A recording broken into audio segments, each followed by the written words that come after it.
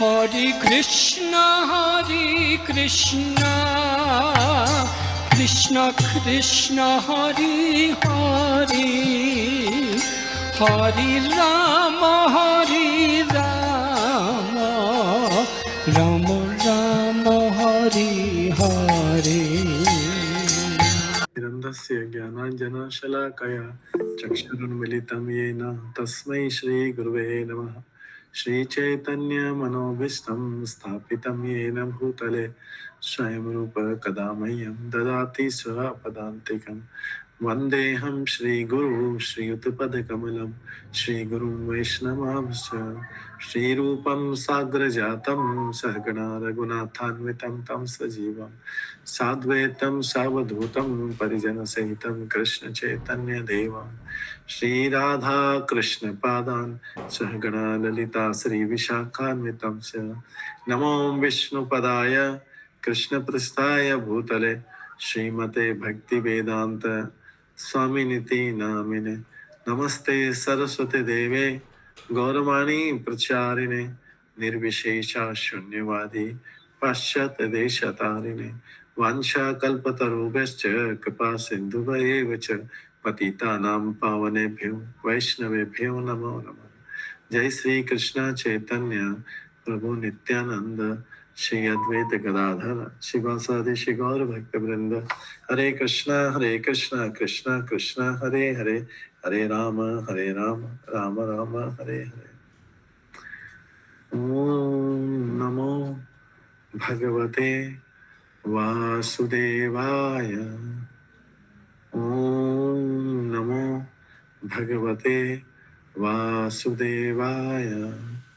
ओम नमो भगवते वासुदेवाय। नारायणं नमस्कृत्य नरं चैव नरोत्तमं देवीं सरस्वतीं व्यासं ततो जयमुदीरयेत्।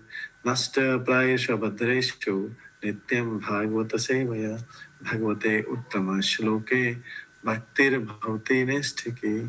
कृष्णाय वासुदेवाय देवकी नंदनाय च नंदगोपकुमाराय गोविंदाय नमो नमः। हरे कृष्णा। आज की इस क्लास में सभी भक्तों का स्वागत है। हरे कृष्ण प्रभु जी दंडवत प्रणाम। हरे कृष्ण प्रभु जी दंडवत प्रणाम। दंडवत प्रणाम, दंडवत प्रणाम। हरे कृष्ण प्रभु जी स्वागत है। साधु प्रणाम। हरे कृष्ण प्रभु जी दंडवत प्रणाम। हरे कृष्ण प्रभु दंडवत प्रणाम। दंडवत प्रणाम। हरे कृष्ण प्रभु जी दंडवत प्रणाम। दंडवत प्रणाम, दंडवत प्रणाम। हाँ, साधना श्याम माता जी, आपका हैंड रेज है क्या? हैंड रेज किया।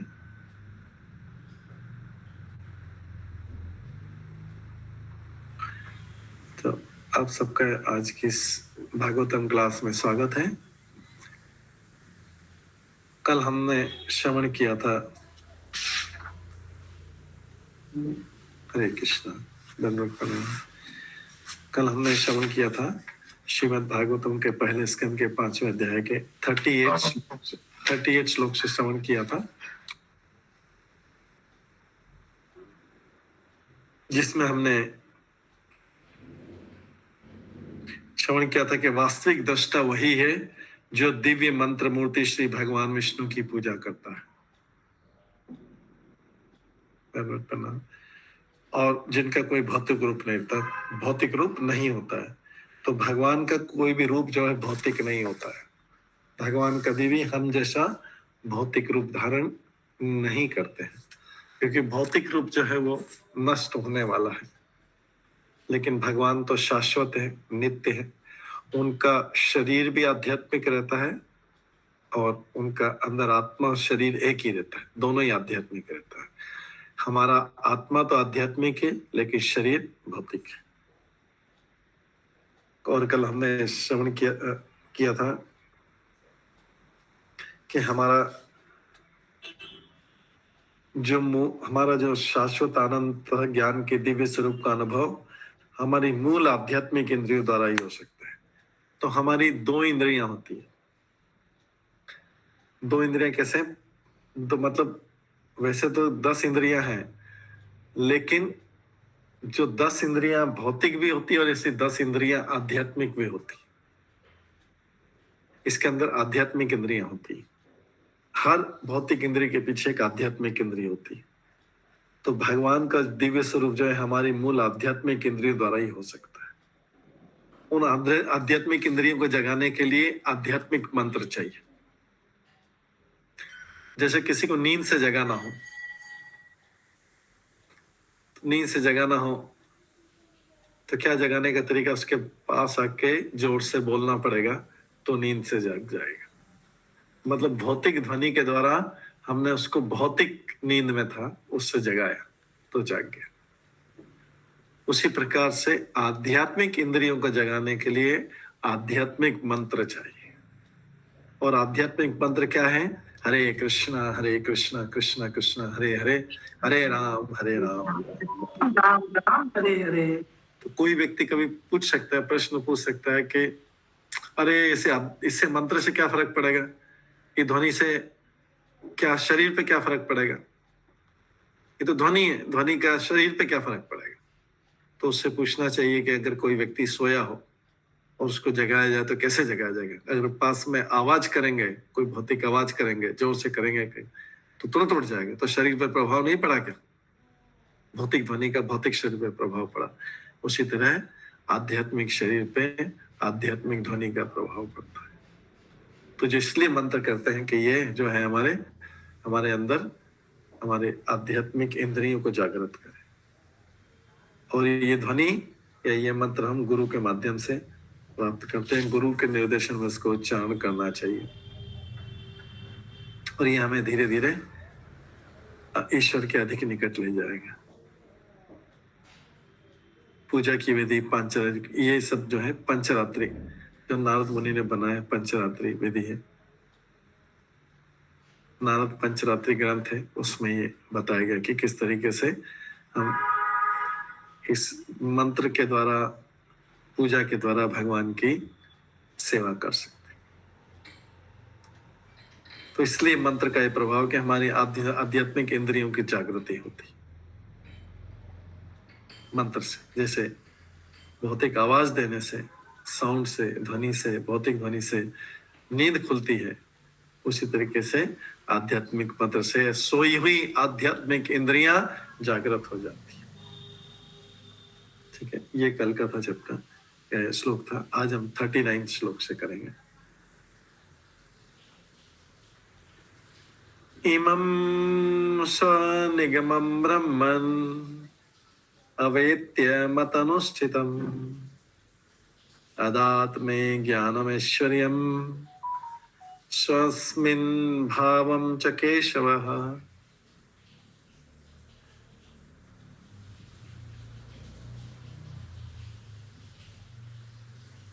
हे ब्राह्मण, इस प्रकार सर्वप्रथम भगवान कृष्ण ने मुझे वेदों के गुह्यतम अंशों में निहित भगवान के दिव्य ज्ञान का, फिर आध्यात्मिक ऐश्वर्य का और तब अपनी घनिष्ठ प्रेममय सेवा का वर दिया। तो यहाँ पर नारद मुनि व्यासदेव जी को अपना अनुभव बता रहे हैं। क्या हुआ, कब क्या हुआ? जब वो लोग चले गए। जब वो लोग चले गए तो उन्होंने फिर मुझे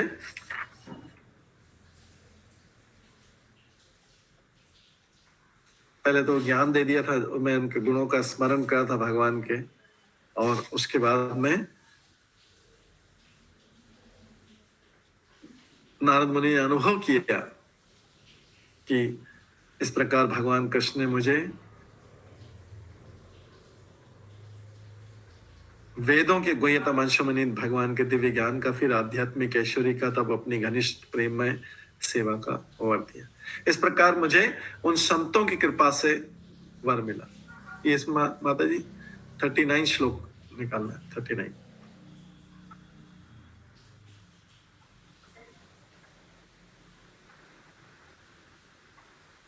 Prabhuji, 1 second, I'll change. हाँ।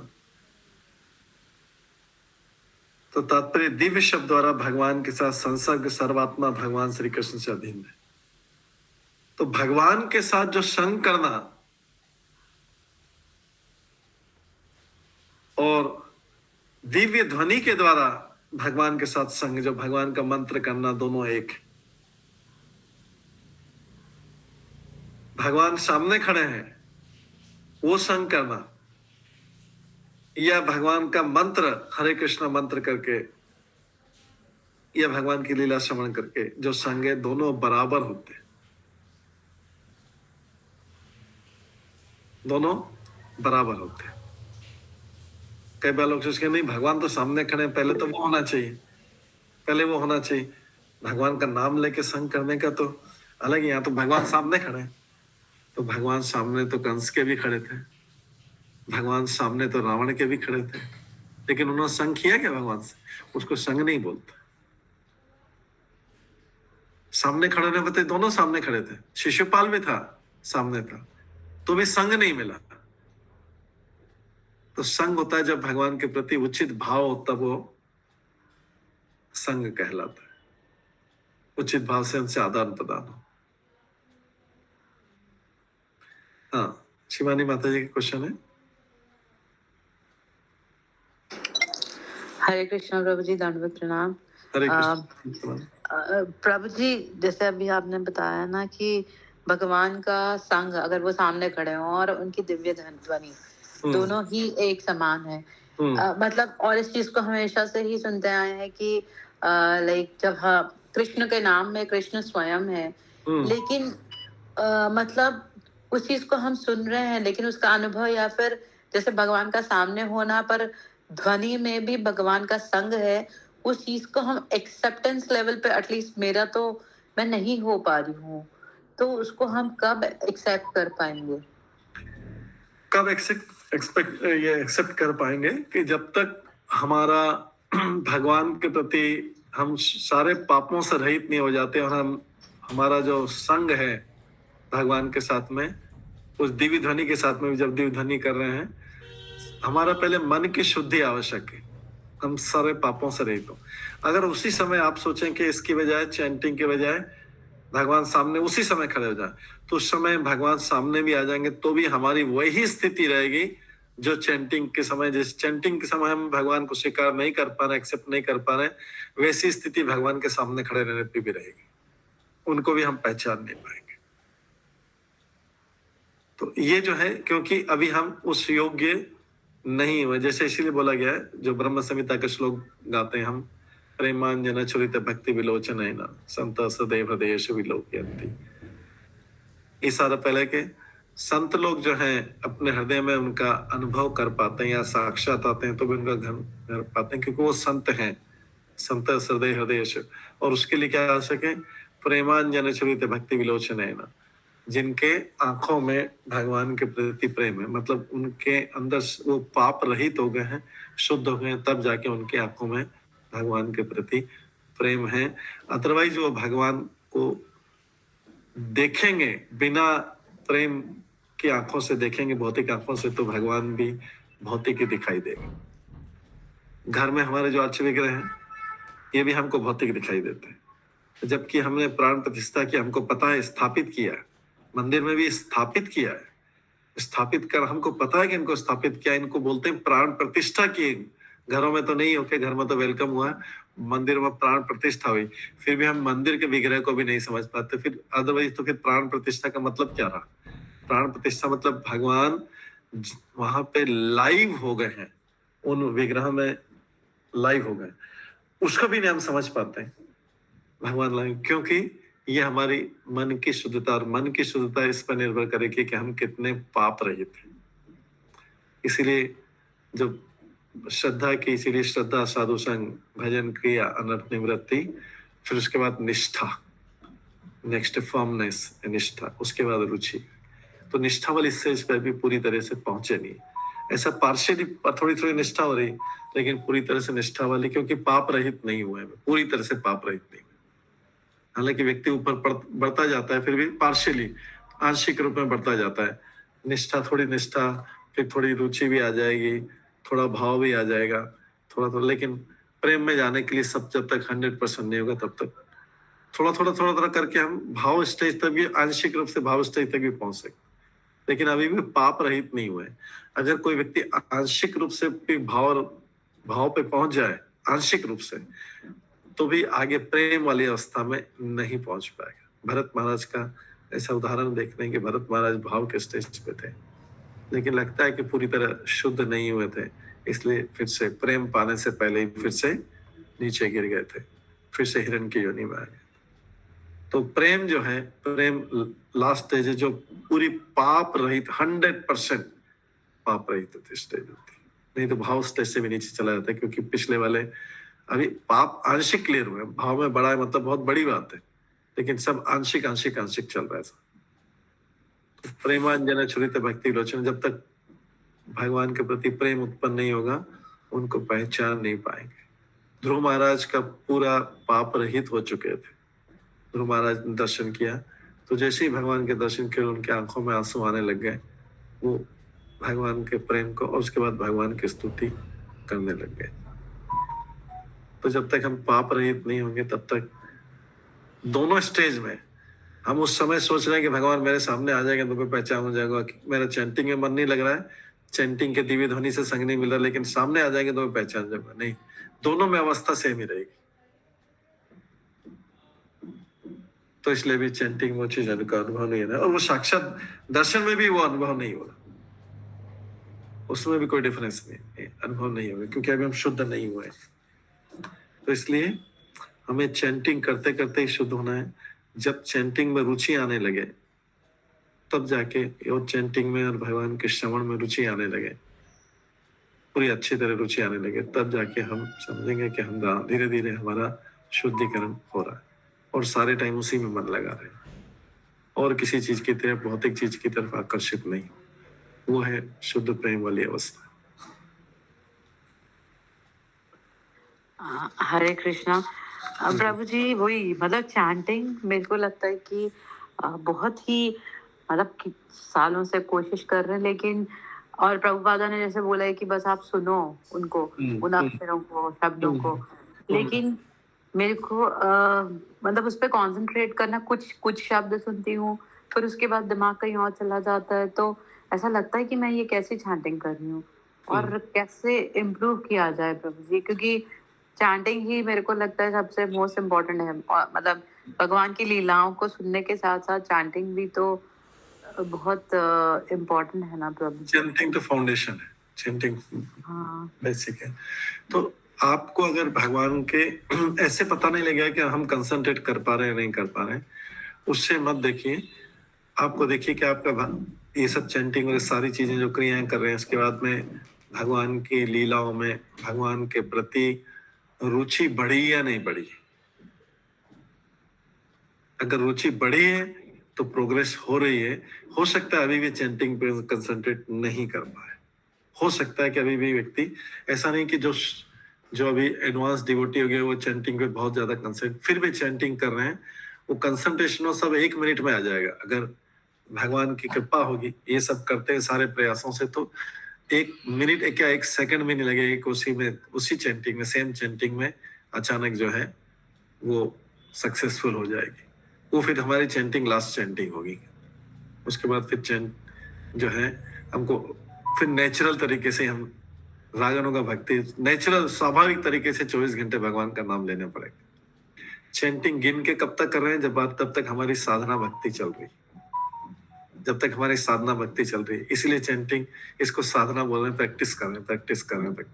तो एक समय आएगा वो अचानक होगा, उसमें ऐसा नहीं कि फिर कुछ 1 सीढ़ी 2 सीढ़ी होगा।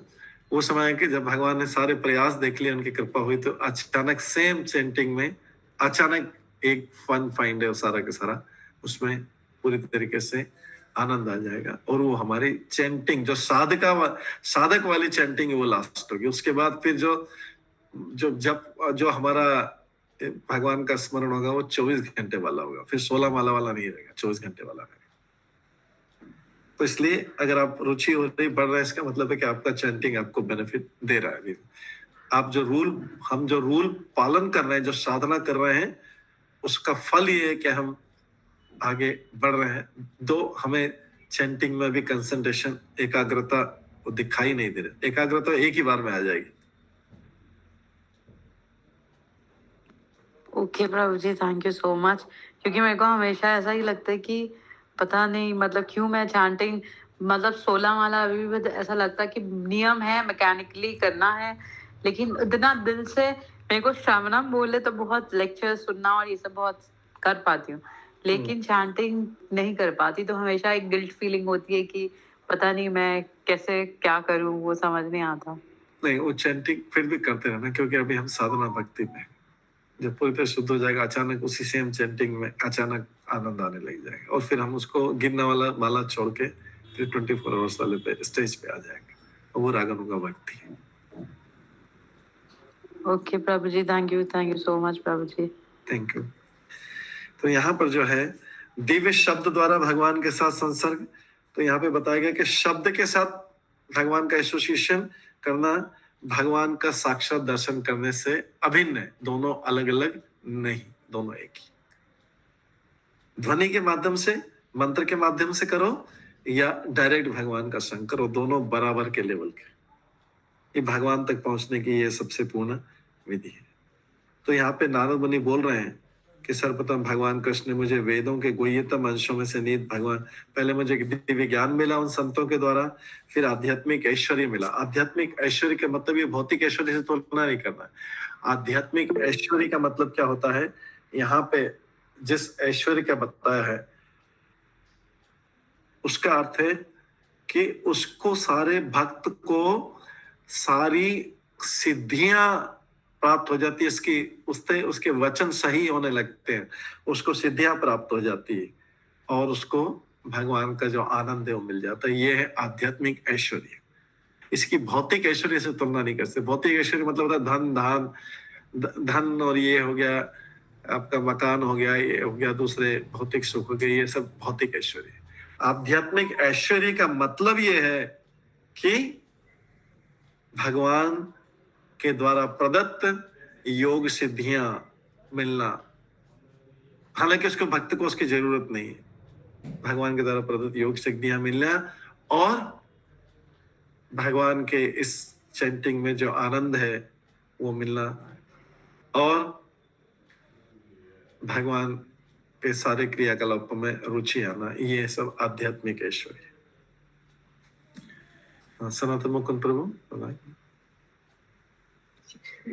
अब हरे कृष्ण दादा, हरे कृष्ण प्रभु जी। ये जो हम लोग जो जैसे अभी एक समान आप बता रहे हैं, तो भगवान का आरती चल रहा है और आरती में अटेंड नहीं कर पा रहे हैं हम, एक जगह हम सेवा कर रहे हैं ना, कोई सेवा में है, तो ये सामान्य रूप से माना जाएगा। हाँ, भगवान के कोई भी सेवा और आरती जो डीटी वर्शिप कर रहा है और जो भगवान की दूसरे, दोनों में अगर भाव से में बराबर माना जाए, दोनों भगवान की सारी सेवाओं के सेम लेवल पे। श्रवणम कीर्तनम विष्णु स्मरणम पाद सेवनम अर्चनम वंदनम दास्यम साख्यम आत्मनिवेदन, ये सब 9 भक्ति के 9 प्रकार सब एक ही लेवल पे, एक लेवल पे हैं।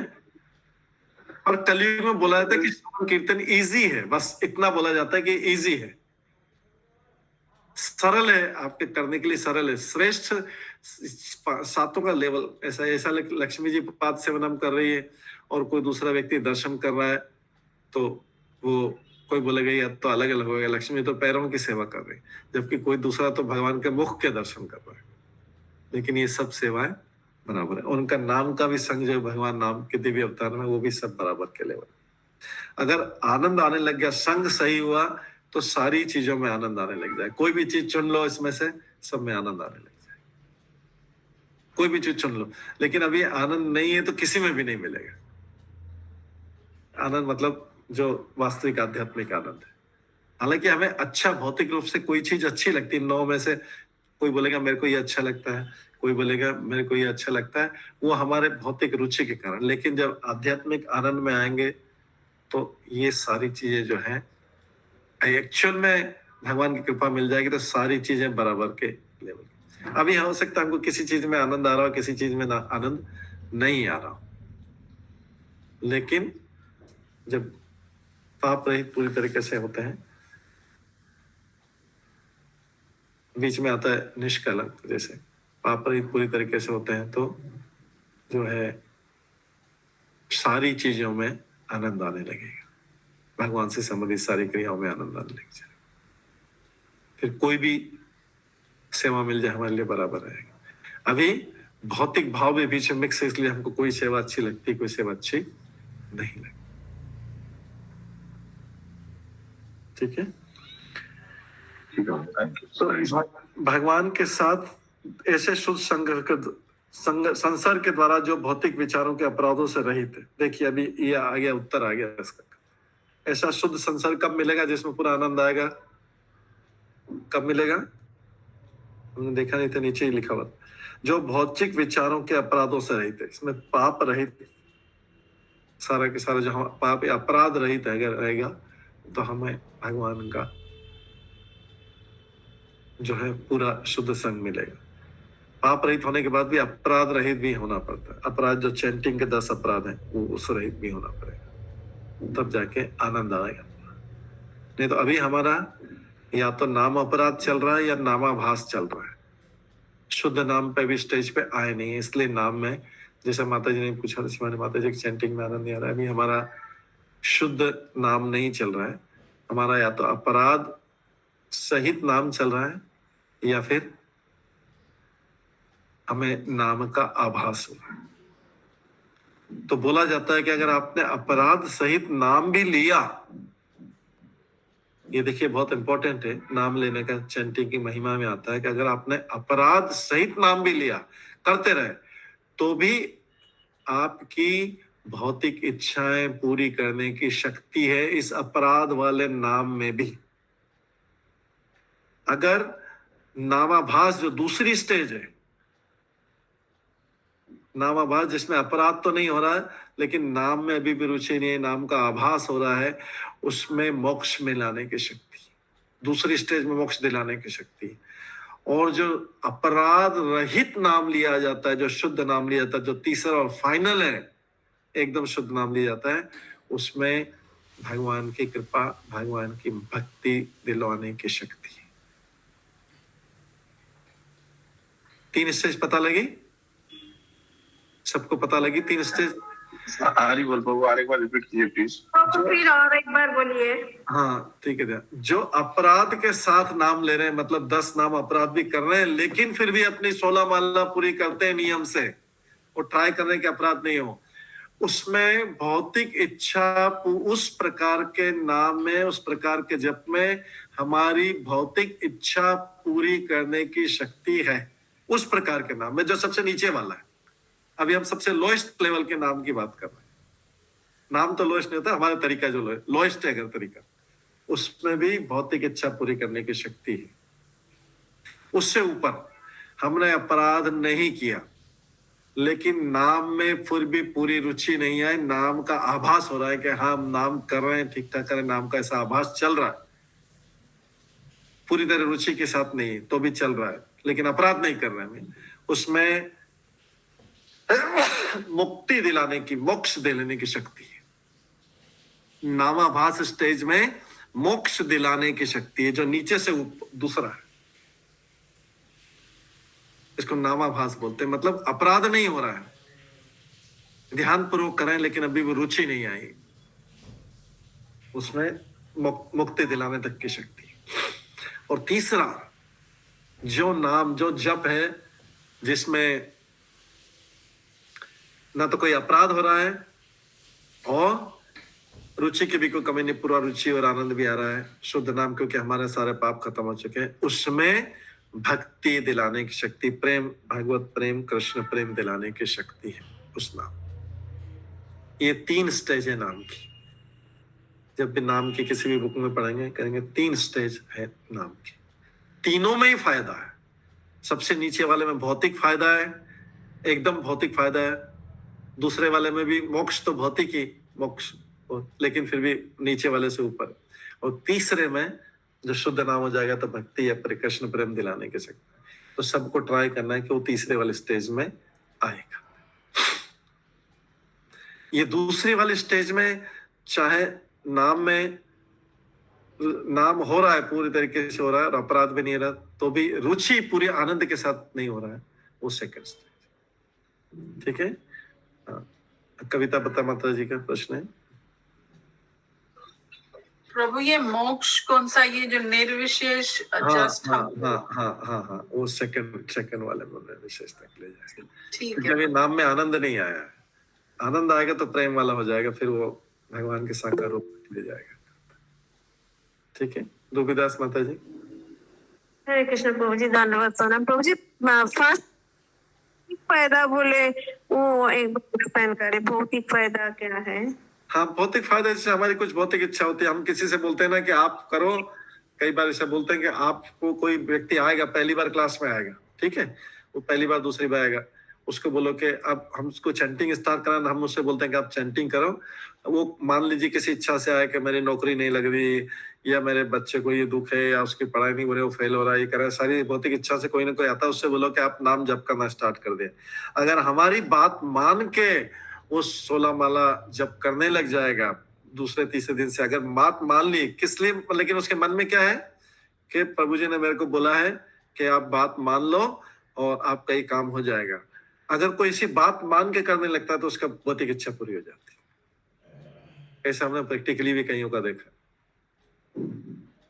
लेकिन वो पूरी बात मान के, मतलब खाली शब्दों में श्रद्धा रख रहा है, उसको जो क्लास में बोला गया कि शब्द, उस शब्दों में श्रद्धा रख के अगर कोई बात मान के कर रहा है जब, हालांकि उसके अंदर भौतिक इच्छा है पूरी, रहने दो भौतिक इच्छा, ठीक, वो उसकी जाके भौतिक इच्छा भगवान क्या करते हैं, उसमें से जो पूरा करने वाली पूरा करते हैं और बाकी को खत्म कर देते हैं। तो उसको मतलब भौतिक इच्छा जो पूरा करने वाली है उसको फटाफट पूरा कर दिया, जिससे उसको नुकसान होगा उसको हटा दिया, तो क्लीन हो गया, वो खुश हो जाएगा। लेकिन उसको बात मानना जरूरी है। ठीक है, इसके बाद नेक्स्ट है पालिका माता जी का प्रश्न है। हरे कृष्ण प्रभु जी, धन्यवाद प्रणाम प्रभु जी। चलता मेन क्वेश्चन है, मैं यही पूछ रही थी कि आपने तो बोला कि अभी हम लोग कृष्ण तो जब खुद नाम लेंगे तब मिलेगा, तो अभी हम लोग जब जपा करते हैं तो वो एक्सपीरियंस, मतलब तो हम लोग का तो मतलब कोई चांस ही नहीं है कि हम लोग भगवान का जो प्रेम है उसको पा सके। और मतलब हमने माता जी ने जब पूछा था, हमने क्या उत्तर दिया था कि हमारे प्रयास से हमें सफलता नहीं मिलेगी, लेकिन हमें प्रयास करना जरूरी है। प्रयास करने के बाद भगवान की कृपा, भगवान प्रयासों को देखेंगे, भगवान Lord will see our endeavours, हमारे प्रयासों को देखेंगे। हम दामोदर अष्टकम में जब ये शिक्षा देते हैं, 2 फिंगर्स का, दो उंगलियों का जो शिक्षा देते हैं कि रस्सी 2 उंगली क्यों छोटी पड़ गई, पहला है कि भगवान को प्राप्त करने के लिए, बांधने के लिए, प्रेम में बांधने के लिए प्रयास करना पड़ेगा। यशोदा मैया ने प्रयास किया, यशोदा मैया शाम तक भी, रात तक भी प्रयास करती रहती, सफल नहीं होती, हमारे प्रयासों सफल नहीं होते। लेकिन उन प्रयासों को देख के भगवान ने कृपा की और भगवान बंध गए, नहीं तो सारी रस्सियों से नहीं बंधे। इसका मतलब है कि यशोदा मैया ने पूरा अपने तरफ के लिए रिजल्ट नहीं निकला, फिर बाद में वो पहली वाली रस्सी से बंध गए। तो क्या हुआ, कृपा से बंध गए। पहले फिर भगवान इतनी दूर तक क्यों नहीं, पहले क्यों नहीं कृपा की, पहली रस्सी से ही बंध जाते, फिर इतना मेहनत क्यों करना था, इतना थक क्यों गई यशोदा मैया। कई जगह तो लिखा है कि शाम तक बांधती रही थी रस्सी से, कई जगह लिखा है ऐसा, शाम तक वो सारी रस्सियां ला के। इसका मतलब मेहनत से काम, मेहनत से रिजल्ट नहीं मिलेगा, लेकिन उस मेहनत को देखते हुए भगवान कृपा करेंगे तो पहली वाली रस्सी से बने। तो कृपा जरूरी है, लेकिन फिर भगवान कोई बोले कि कृपा करके फिर हम हाथ पे हाथ रख के बैठा रहे, नहीं, भगवान बोलेंगे कि आप रस्सी से बांधने का प्रयास करो, मतलब प्रयास करो, मैं आपके प्रयास से करूंगा। तो ऐसे आप चैंटिंग का प्रयास करेंगे, हमारे प्रयास से कभी हम आनंद वाली प्रेम वाले स्टेज में नहीं जाएंगे। वो आप बात सही बोलते हैं, हमारे प्रयास से नहीं जाएंगे, हमें इम्पॉसिबल दिखेगा। लेकिन उस प्रयासों को देख के, उसमें सिंसियरिटी देख के, हमारा भाव देख के भगवान कृपा कर देंगे, तुरंत वही माला सक्सेसफुल हो जाएगी। जो पहले करते थे माला, वही अभी सक्सेसफुल हो जाएगी। जो माला से पहले कुछ भी नहीं होता था, कुछ लगता था कुछ भी आगे बढ़ेगा ही नहीं, सेम माला, जैसे सेम रस्सी से बंध गए, वही सेम माला से भगवान प्रेम दे देंगे, वही माला, कुछ अंतर नहीं, लेकिन वो प्रयास देखें। ठीक है, तो उस प्रयास का वेट करना पड़ेगा, उस कृपा का वेट करना पड़ेगा। बिना कृपा के कुछ भी नहीं मिल पाता, और कृपा मिलने के लिए उस डायरेक्शन में प्रयास। तो प्रयास में जितनी सिंसियरिटी, जितनी श्रद्धा, ये सब श्रद्धा बढ़ने का ही है। श्रद्धा जितनी जितनी जारी गाड़ी होती जाएगी, भगवान देख रहे हैं अभी और कितनी श्रद्धा हुई, अच्छा अभी भी इतनी है, अभी भी नीचे इतना है, ऊपर इतना, अभी इतना बाकी, फिर अभी भी है, अभी भी नहीं, अभी भी इधर श्रद्धा ज्यादा है, अभी भी इधर श्रद्धा ज्यादा है, इधर जब लिखेगा भगवान बोलेगा पूरी श्रद्धा मेरे ऊपर है, इसकी अभी और कहीं श्रद्धा रह नहीं गई है, तो भगवान फुल श्रद्धा देखेंगे। सर्वधर्मान परित्यज्य माम एकम शरणम व्रज, पूरी मैं देख लूंगा कि मेरी शरण, इसका नीचे कुछ भी नहीं बचाएगा। अब तो ये हवा में लटक गया, सीधा नीचे गिरेगा, अगर मैं नहीं पकड़ूंगा तो नीचे गिरेगा सीधा। प्रहलाद महाराज को जब हिरण्यकश्यप ने फेंका था तो फेंक दिया, ऊपर से फेंक दिया, पहाड़ के ऊपर से फेंक दिया, तो भगवान ने बोला अब तो कोई बचाने वाला है नहीं, कुछ ऊपर से भी नहीं, इसका कोई कनेक्शन ही नहीं, तो नीचे मुझे ही संभालना पड़ेगा। तो भगवान के इनविजिबल अदृश्य हाथ से भगवान ने उसको संभाला। भगवान बोलते हैं नीचे का कोई कनेक्शन रहेगा, बाकी तो फिर मैं नहीं दूंगा। सर्वधर्म परित्यज्य माम एकम, जब एक आएगा, एकम मतलब मैं ही, खाली इसके जीवन में मैं ही रह जाऊंगा, तब जाके और कोई नहीं रहे, इसके किसी और के ऊपर आसक्ति श्रद्धा सब बाकी नहीं रहेगी, तब जाके मैं इसको पूरी शरण में ले लूं। तो भगवान उस स्टेज का वेट कर, जब यशोदा मैया हार गई, सारी रस्सियां खत्म, कुछ बचा नहीं, कुछ भी नहीं बचा, कुछ भी पसीना पसीना हुए, अब कुछ बचा ही नहीं, सारे गांव की रस्सियां खत्म हो गई थी। तो अब क्या अंदर में पूरा भगवान के प्रति श्रद्धा कि अब तो भगवान ही कुछ करे, तो करे, कुछ भी नहीं बने। तो भगवान बोलते ऐसी स्टेज में चाहता, तो ऐसे ही हम वो रस्सी बांधने जैसा है पूरा। अभी गांव की सारी रस्सियां, सारे प्रयास कर रहे, चैंटिंग करते करते करते करते चैंटिंग कर रहे, लेकिन हेल्पलेस स्टेज के अब कुछ इम्प्रूवमेंट का चांस बचा नहीं, सारी इधर की आसक्ति भी खत्म हो गई। तब जाके भगवान उस चैंटिंग को, ये उन्हीं का नाम लेना, ऐसे उदाहरण तो कहीं अजामिल का लास्ट नाम जो था, यमदूत आ गया तो उसके पास कुछ बचा ही नहीं, अभी ऑप्शन ही नहीं बचे थे, नारायण नारायण। हालांकि पुत्र का नाम था, लेकिन पुत्र की तरफ देख के सोच के ना, तो उसको एक ही नाम ही वही याद था, लास्ट पुत्र का, चाहे वो आसक्ति से, चाहे वो पुत्र आसक्ति से पैदा हो, कुछ भी हो, लेकिन उसको नाम, उसके अलावा कुछ याद ही नहीं, उसके अलावा कुछ चिल्लाने के अलावा कोई दूसरे लड़कों का भी तो आवाज, उसके 10 पुत्र थे, किसी दूसरे का बुला लेता, तीसरे को बुला लेता, चौथे को बुला लेता, दूसरे भी तो थे सारे, ठीक है, उससे आसक्ति था, लेकिन दूसरों से भी आसक्ति, उससे आसक्ति ज्यादा था, लेकिन दूसरों से भी तो कुछ ना कुछ था, उसी के तो पुत्र थे, कोई और कुछ बोल देता था, पूरे असहाय अवस्था में, हेल्पलेस अवस्था में, कंप्लीट शरणागति, माम एकम शरणम, नारायण की शरण, नाम में ही शरण लिया। अभी पुत्र भी भूल गया, उसको नाम ही एक ही याद था, उसके अलावा कुछ याद ही नहीं आया। तो वो वाली अवस्था में भगवान, वो चैंटिंग जो है फाइनल चैंटिंग, फिर साधना वाली चैंटिंग खत्म हो जाएगी, प्रैक्टिस वाली गिनने वाली चैंटिंग खत्म हो जाएगी, वो फिर नेचुरल 24 आवर्स आ जाएगा। उसके बाद अजामिल भी फिर जो है हरिद्वार में भगवान विष्णु के मंदिर में और पूरी तरीके से भगवान की भक्ति में लगे। ठीक है, हाँ, अगला बाकी सबके आई थिंक क्वेश्चन के आंसर हो गए क्या? नित्य कृष्णदास प्रभु का हैंड रेज है। हरे कृष्ण प्रभु, धन्यवाद प्रणाम। प्रभु जी, जैसे बताया कि नामाभास में मोक्ष दिलाने की शक्ति है, हाँ, तो शक्ति है, ये जरूरी नहीं है कि जो नामाभास में जप किया उसको मोक्ष मिलेगा ही मिलेगा। नहीं, उसमें ये शक्ति है, अगर नामाभास प्रॉपर तरीके से करा और उसके मोक्ष की इच्छा है, भक्त को इच्छा ही नहीं है तो भक्त तो उसको छोड़ो, भक्त को इधर ध्यान ही नहीं। लेकिन उसमें अगर कोई वहीं पे रुक जाता है, नामाभास करता है, तो उसको मोक्ष दिलाने की शक्ति है। अगर किसी की इच्छा है तो मोक्ष प्राप्त हो जाए, इच्छा है तो। लेकिन भक्त बोल रहा है आगे बढ़ रहा है तो इधर उधर ध्यान नहीं देना। ठीक है, हाँ, और किसी का प्रश्न? कई सारे हाथ खड़े हुए थे, अभी सबका प्रश्न का उत्तर हो गया शायद। ठीक है, आगे बढ़ते हैं। तो यहाँ पर जो है, तो भगवान के साथ ऐसे शुद्ध संसर्ग द्वारा, शुद्ध संसर्ग जो है भगवान का, शुद्ध संसर्ग मतलब होता है एसोसिएशन। संसर्ग का मतलब होता है एसोसिएशन, संग। तो भगवान के साथ ऐसे शुद्ध संसर्ग द्वारा जो भौतिक विचारों के अपराधों से रहित है, भक्त भौतिक स्तर से ऊपर उठकर वैदिक साहित्य के तात्पर्य को समझता है एवं दिव्य संसार में भगवान के अस्तित्व को भी समझता है। जो अपने गुरु तथा भगवान में अनन्य श्रद्धा रखता है, उससे भगवान क्रमशः अपने स्वरूप का साक्षात्कार कराते हैं, फिर जाके भगवान का प्रेम उसको मिल जाता है। अपने स्वरूप का साक्षात्कार बोल रहे हैं, ऐसा इसमें दोनों चीजें आ जाती है। अपना शुद्ध प्रेम भी दे देंगे या फिर सामने भी दर्शन दे देंगे। दोनों ही चीज बराबर है, दोनों ही चीज बराबर। स्वरूप का साक्षात्कार हृदय में भी, जैसे नारद मुनि का तो पूरा हृदय में ही साक्षात्कार करा दिया था। ध्रुव महाराज को पहले हृदय में कराया था, बाद में बाहर आ गए। वही फिर अंदर वाली मूर्ति हट के बाहर आ गई। फिर ध्रुव महाराज ने देखा अंदर वाली मूर्ति कहाँ चले गई, आंखें खोली तो देखा सामने वही वाली मूर्ति विष्णु मूर्ति जो सामने आ गई। ठीक है, तो फिर अंदर वाले या प्रेम में या उसमें अंतर नहीं रहेगा। लेकिन क्या है कि गुरु अनन्य श्रद्धा इसलिए इंपॉर्टेंट है। हमने बोला कि अभी श्रद्धा हमारी पूरी नहीं है, अजामिल वाली तक नहीं पहुंचे। अनन्य मतलब अन्य नहीं कोई, भगवान की अनन्य भक्ति मतलब कोई अन्य नहीं होना चाहिए। भगवान पूरा एक्सक्लूसिविटी चाहते हैं। भगवान मतलब मैं तो खाली मैं, अगर थोड़ा सा भी इधर उधर ध्यान है कि और ये भी कर सकता है, ये भी कर सकता है, तो फिर मैं नहीं आऊंगा।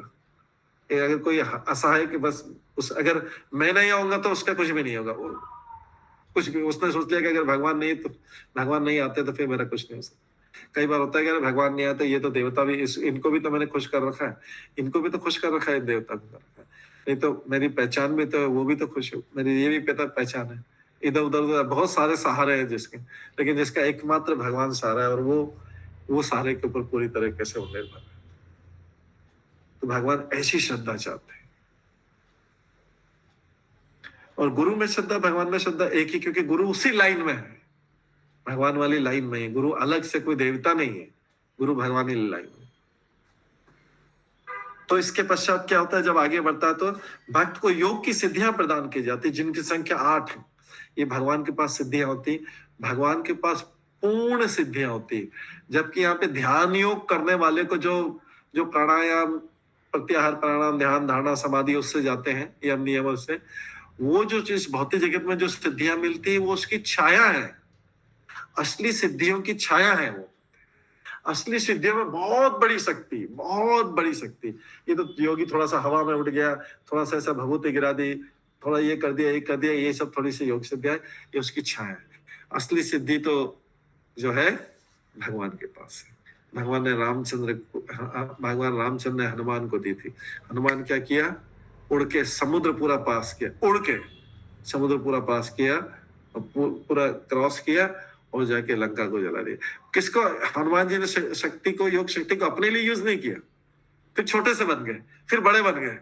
तो सारी उन्होंने शक्तियों का उपयोग किया, जो 8 सिद्धियां, अणिमा, महिमा, लघिमा, प्राप्ति, सब ये सारी चीजें क्या हनुमान जी ने यूज किया शक्तियां। कहाँ किया, रामचंद्र की सेवा करने के लिए।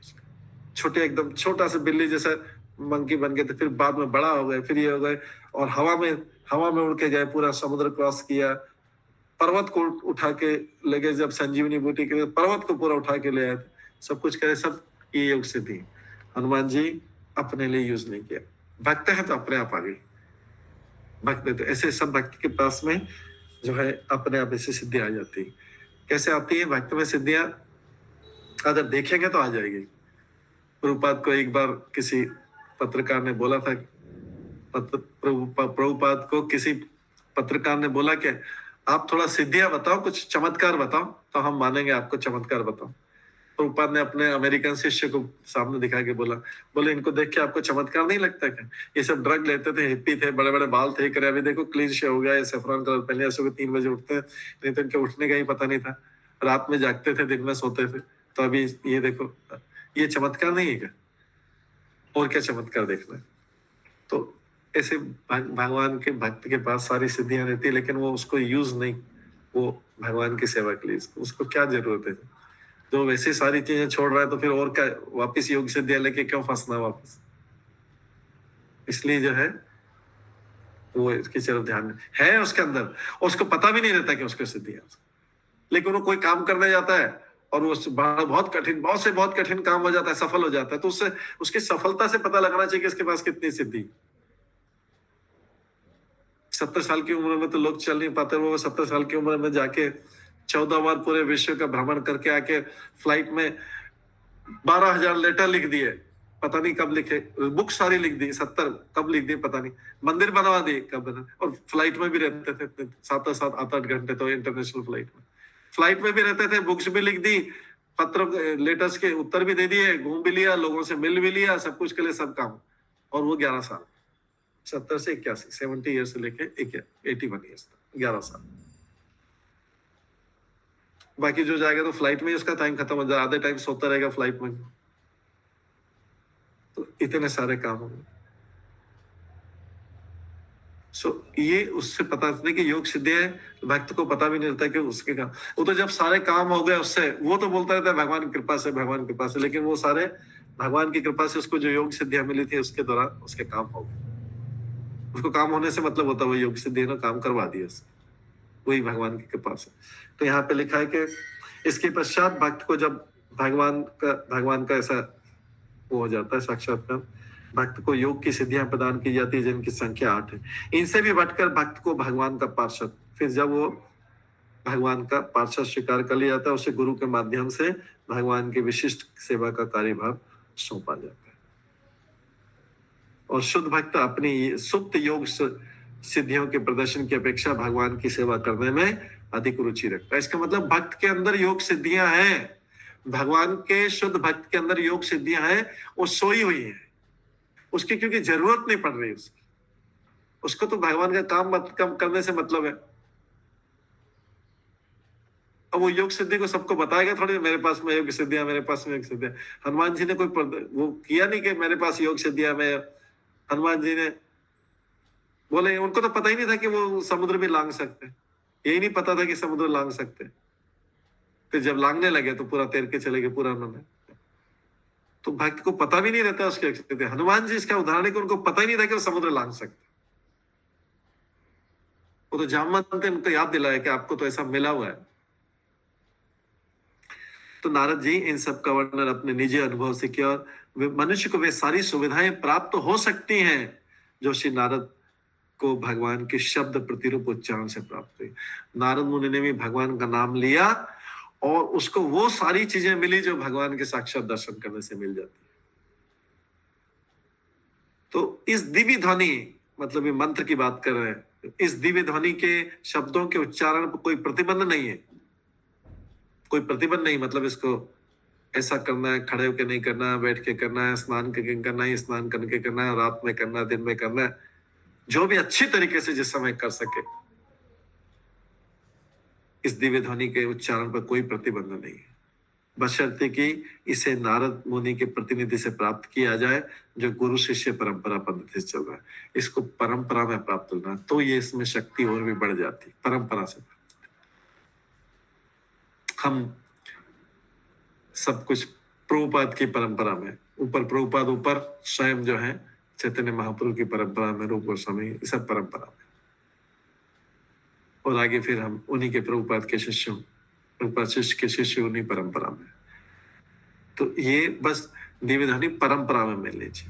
जैसे हम किस परंपरा में, ब्रह्म माधव गौड़ी परंपरा में, ऐसे दूसरे भी संप्रदाय, उनको उन परंपरा से जो भी भगवान का मंत्र मिला होगा, जो भी मंत्र मिला होगा, अगर उसको दूसरी परंपरा जो वैष्णव परंपरा है उसमें भी लेंगे तो उनको भी वैसा के वैसा ही फल मिलेगा। बट हम कृष्ण का नाम ले रहे हैं, कृष्ण मिलेंगे, और नारायण का नाम ले रहे हैं, नारायण मिलेंगे। अंतर इतना ही, जिसका मंत्र, जो मंत्र का नाम ले रहे हैं वो भगवान का वैसा बचे। ठीक है, ये 39 श्लोक था। अब 40 श्लोक कर रहे हैं इस अध्याय का, जो इस चैप्टर का लास्ट श्लोक है। त्वमपि अदभ्र श्रुत विश्रुतं विभो समापयते येन विदां बुभुत्सितं प्राख्याहि दुःखे मुह्यतीतात्मानं संक्लेश निर्वाणम उपशंति नान्यथा। अतः कृपा करके अब भगवान नारद मुनि व्यास देव जी को क्लियरली बता रहे हैं क्या करना है आपको। भी आपने जो वर्णन इधर उधर का कर दिया है, अब उसकी बजाय क्या करो, क्या बोल रहे हैं, स्पष्ट मैसेज दे रहे हैं व्यास जी को। मतलब ये भागवतम जो उन्होंने लिखा पुराण, उसमें बदलने को बोल रहे हैं, चेंज करने को बोल रहे हैं। बोले क्या लिखो, कृपा करके सर्वशक्तिमान, मतलब भगवान के उन कार्यकलापों का वर्णन करो जिसे तुमने वेदों के अपार ज्ञान से जाना है। उन भगवान के क्रियाकलापों का वर्णन, क्योंकि उससे महान विद्वत जनों की ज्ञान पिपासा की तृप्ति होगी। जो महान जन है, भक्त जन है, उनको भगवान की लीलाओं की और क्रियाकलाप के सुने बिना उनकी प्यास नहीं बुझती। उनको वेदों के मंत्र समझ में, वेदों के मंत्र ये सब हमको मंत्र समझ में नहीं आते। हमको तो भगवान की लीलाओं का, भगवान के क्रियाकलापों का, उनकी शक्तियों का वर्णन हमको तो सुनना है, बार बार सुनना है। उससे हमारे हृदय में भगवान के प्रति और उत्साह, उनके भक्तों की कथा, इन सब से हमको और उत्साह मिलेगा। उनको वो सुनना है। ज्ञान पिपासा मतलब ज्ञान की प्यास। कौन से? आध्यात्मिक ज्ञान की प्यास। तो बोल रहे तुम वो वर्णन करो भगवान के क्रियाकलापों पर जिससे विद्वान लोगों की ज्ञान पिपासा की, उनकी ज्ञान की प्यास की तृप्ति होगी, और साथ ही सामान्य लोग भी इसको सुनेंगे। अगर भगवान की कथाओं को सामान्य लोग भी सुनेंगे, विद्वान लोगों को तो प्यास बुझेगी, सामान्य लोगों को कष्ट शमन होंगे, कष्ट कम होंगे उनके, सुनेंगे तो कष्ट कम होंगे उनके जीवन में। सब अगर ईमानदारी से देखें तो भक्ति जीवन में आने के बाद, अगर भक्ति जीवन में नहीं आया तो कष्टों की संख्या बहुत ज्यादा थी। भक्ति जीवन के आने के बाद हालांकि सबके कष्ट पूरी तरह से खत्म नहीं होंगे, लेकिन फिर भी कष्ट धीरे धीरे सेटल होते जा रहे, ज्यादा डिस्टर्बेंस नहीं हो रहा, धीरे धीरे सेट हो। जितनी श्रद्धा जितने आगे बढ़े उतना धीरे धीरे सेट हो जाएगा। तो इसलिए जो साथ ही सामान्य लोग के कष्टों का भी शमन होगा, क्योंकि सामान्य लोग भौतिक दुखों से सदैव पीड़ित रहते हैं, कुछ ना कुछ प्रॉब्लम चलती रहती है। निसंदेह उन कष्टों से उबरने का कोई अन्य साधन नहीं, लेकिन भक्त क्या करते हैं, उसका सोल्यूशन निकल जाता है, मिल जाता है, वो ऊपर उठ जाते हैं। कष्ट के साथ डूब नहीं जाएंगे, कष्ट से ऊपर उठते, कष्ट नीचे रह जाएगा, कष्ट छोटा होता जाएगा, भक्त ऊपर उठता जाएगा। और कष्ट है, लेकिन कष्ट से बाहर निकल, पहले यहाँ तक कष्ट, फिर उसके बाद यहाँ धीरे धीरे कम होते पैरों नीचे कष्ट छोटे होते जा रहे, भक्त ऊपर उठता जा रहा। नहीं तो कष्ट से उबरने का कोई अन्य साधन नहीं, अपने प्रयास तो नहीं।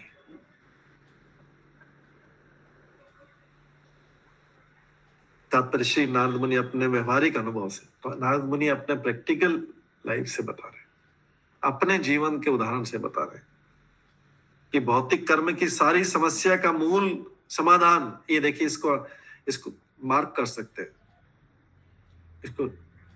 नारद मुनि क्या बोल रहे हैं, ये अगर किसी को सॉल्यूशन चाहिए, भौतिक कर्म की सारी समस्याओं का मूल समाधान परमेश्वर की दिव्य महिमा को दूर दूर तक प्रसारित करने में है।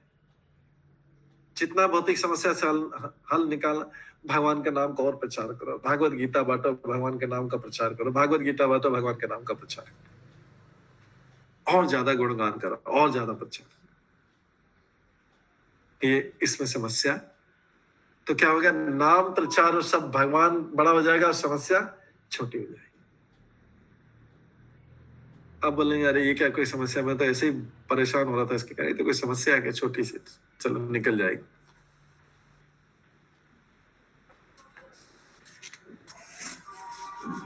तो ये जो है भगवान के साथ। अब इसमें इसलिए नारद मुनि बोलते हैं कि प्रभुपाद उसका एक्सप्लेन कर रहे हैं। तो भागवत गीता में 4 प्रकार के सज्जन बताए हैं और 4 प्रकार के दुर्जन बताए हैं। सज्जन कहाँ पे बताएं श्लोक याद है किसी को? याद होगा, कहीं को याद होगा? 4 प्रकार के सज्जन और 4 प्रकार के दुर्जन भागवत गीता में बताए गए। हाँ पालिका माता जी बताइए। हरे कृष्णा प्रभु जी, जो सज्जन व्यक्ति है वो ज्ञानी, जिज्ञासु, अर्थार्थी और अर्थ मतलब जो भगवान के पास अर्थ की कामना से आते हैं या डिस्ट्रेस में आते हैं या किसी कुछ जानने की इच्छा से आते हैं या फिर वो मतलब उसके बहुत बहुत ज्ञान होता है, तो वैसे 4 लोग जो है वो भगवान के पास जाते हैं। और 4 लोग जो भगवान के पास और फिर ठीक प्रभु जी। हाँ ये जो है इसका श्लोक है, चतुर्विधा भजन्ते माम जना सुकृत अर्जुना आर्थ जिज्ञासु अर्थाति ज्ञानी च भरतशर्मा।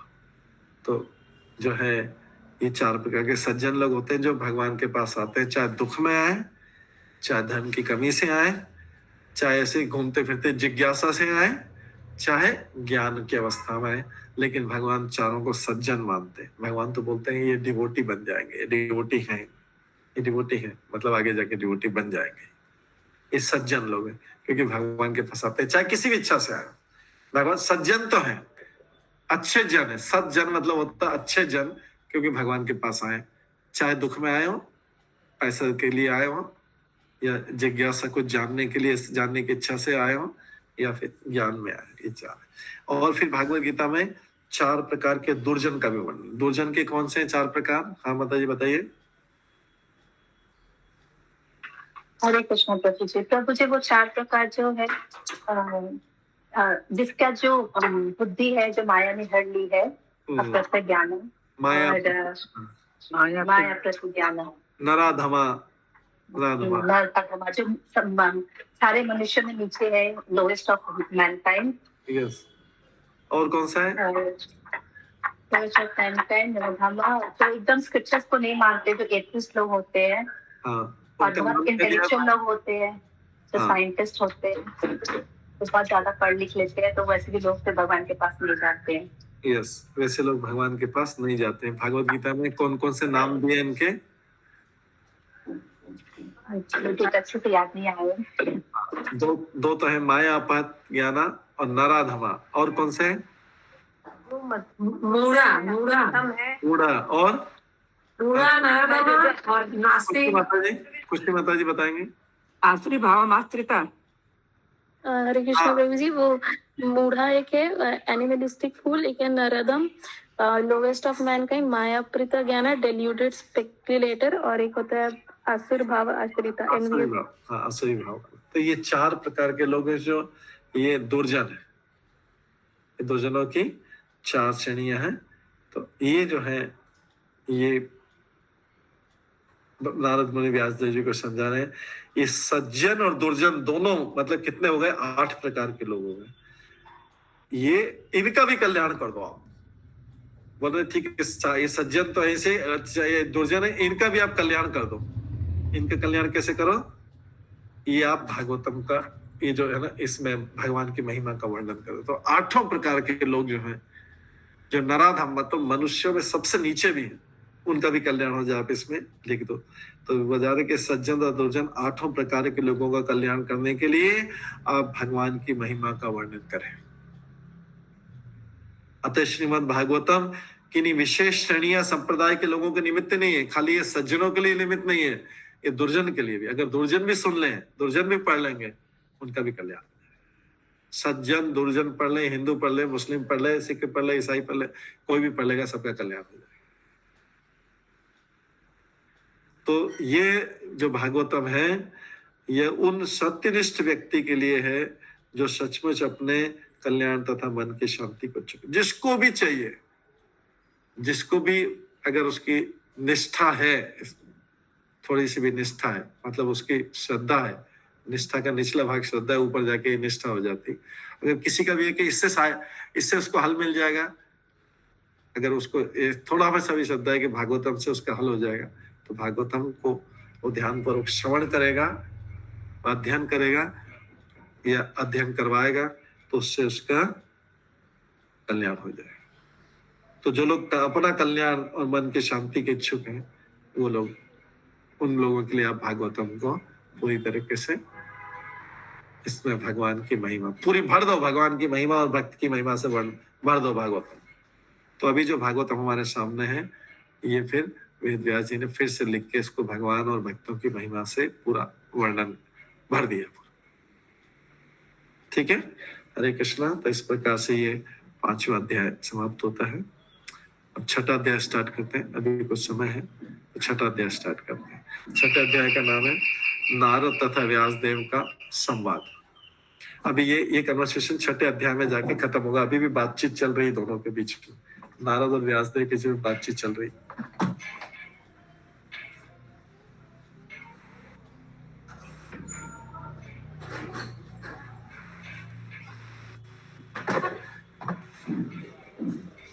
तो नारद और व्यासदेव जी की बात चल रही है 6ठे अध्याय में। सूत गोस्वामी बोलते हैं, पहले श्लोक से करेंगे। एवं निशम्य भगवान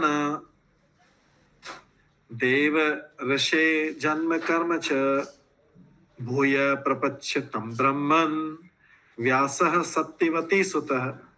सुत गोस्वामी अब आगे बता रहे हैं, किसको बता रहे हैं? शौनकादिक ऋषि। उनके सामने कौन है? शौनकादिक ऋषि। उनको आगे का बोलते हैं। सुत गोस्वामी बोलते हैं ब्राह्मणों। किनको बोल रहे हैं? शौनकादिक ऋषियों को, जो सामने 88,000 ऋषि हैं उनको बोल रहे हैं ब्राह्मणों।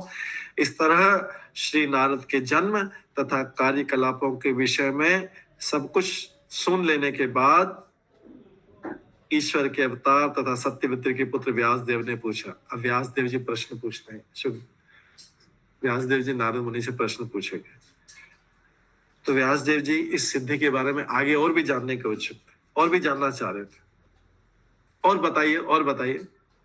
व्यासदेव जी पूछ रहे हैं, आपने इतना बताया, क्योंकि व्यासदेव जी नारद मुनि को अपना गुरु बना चुके हैं, अभी इतना बताया, और बताइए।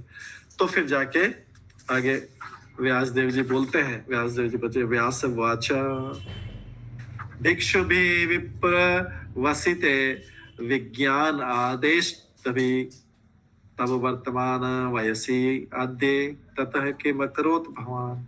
व्यास जी ने फिर नारद मुनि से पूछा। अभी इनकी जिज्ञासा और बढ़ गई। बोलते हैं, आपने आगे पूछते हैं कि आपने उन महान मुनियों के बाद, जो साधु आए थे, उसके बाद चले जाने पर आपने क्या किया? फिर वो जब चले गए तो नारद मुनि से पूछते हैं, जिन्होंने आपके जन्म के प्रारंभ से पूर्व आपको दिव्य वैज्ञानिक ज्ञान प्रदान कर दिया था, जो आपका ये नारद मुनि वाला जन्म है, इससे पहले वाले जन्म में आपको जिन्होंने सारा ज्ञान दे दिया था, उनके जाने के बाद फिर आपने क्या किया था दासी पुत्र का? तात्पर्य, व्यासदेव जी स्वयं नारद के शिष्य थे। अतः गुरु से दीक्षित होने के बाद नारद ने जो कुछ कहा उसे सुनने की उत्कंठा स्वाभाविक थी। अभी दीक्षित हो गई थी, तो पहले कैसे दीक्षा होता था? जिसने प्रवचन दे दिए वही दीक्षित, वो प्रवचन ही दीक्षा हो गया। नारद मुनि ने सारे प्रवचन किसको दिए? व्यास जी को दिए। इसका मतलब व्यास जी के गुरु हो गए। अलग से कोई दीक्षा समारोह नहीं होता, समारोह नहीं होता था जो दीक्षा। ऐसे ध्रुव महाराज को नारद मुनि ने ज्ञान दे दिया था, तो ध्रुव महाराज के गुरु नारद मुनि हो गए, बस जो ज्ञान दे दिया। और ऐसे ही प्रहलाद महाराज को माता के गर्भ में ज्ञान दे दिया था, इसलिए प्रहलाद महाराज के गुरु नारद मुनि हो गए। प्रहलाद महाराज के गुरु हो गए नारद मुनि। तो ये जो है पहले खाली ऐसे उपदेश देने से हो जाता है। तो अभी गुरु तत्व 3 प्रकार में होता है, दीक्षा गुरु, शिक्षा गुरु और चैत्य गुरु। ये गुरु तत्व है सारे के सारे। गुरु तत्व तीनों को मिला के बनता है। कई बार दीक्षा और शिक्षा गुरु एक ही हो जाता है, जैसे नारद मुनि और व्यास जी, जिसने शिक्षा दिया वही दीक्षा हो गया।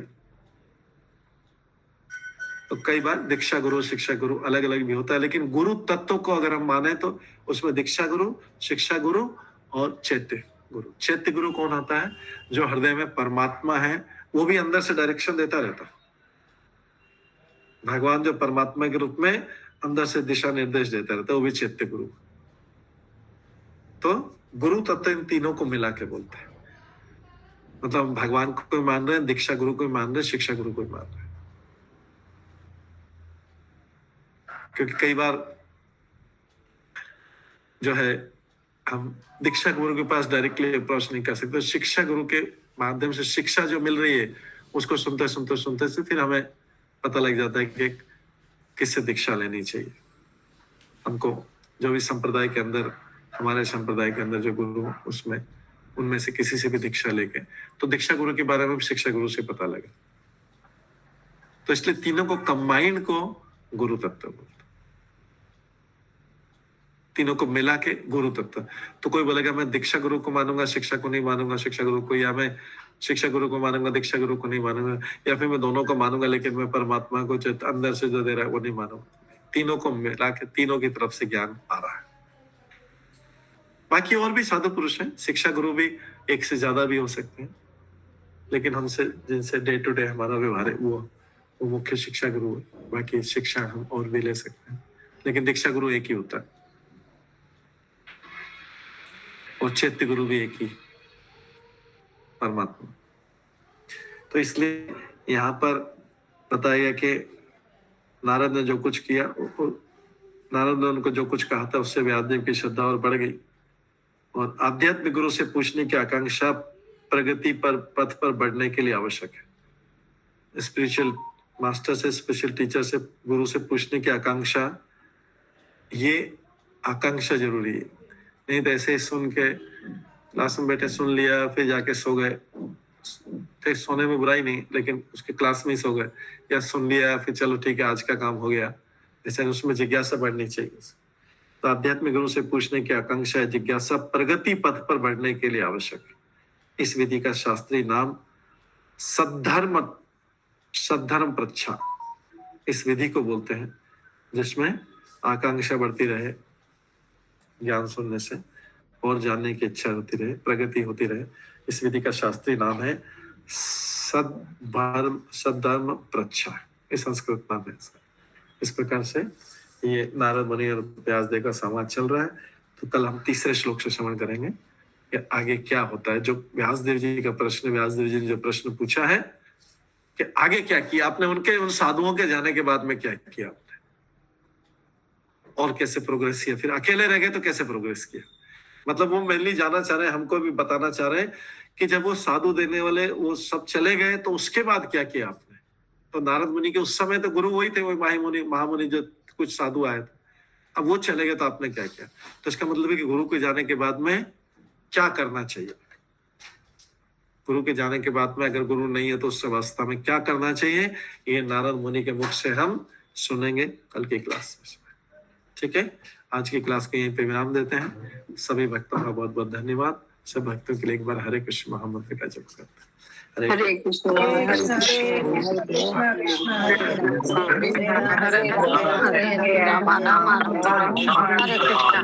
कृष्ण कृष्ण कृष्ण हरे हरे राम राम राम हरे हरे। हरे कृष्ण प्रभु जी।